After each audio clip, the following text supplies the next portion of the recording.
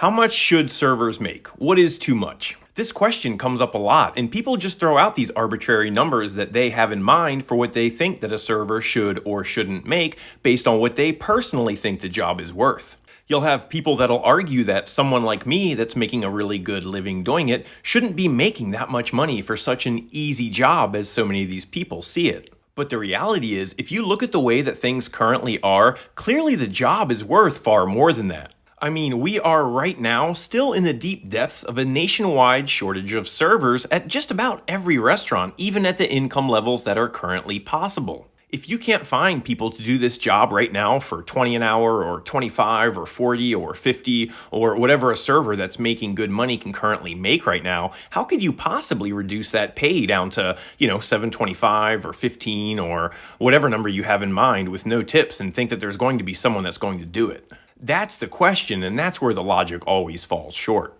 I mean, for $25 an hour flat rate, I would not do this job, and I know so many others that wouldn't too.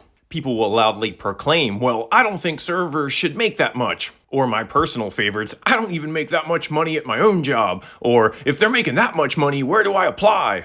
Okay, well, yeah, then you should apply, but I'm betting that you won't. And you know why you won't? Because even with that amount of income, doing the job isn't worth it to you. And that's the entire point. You can be against it, you can be angry about it, it can absolutely enrage you, but none of it solves the problem or changes the very simple fact that every person has a price. I mean, I surely wouldn't empty porta potties for $10 an hour, but there definitely is a number where I would.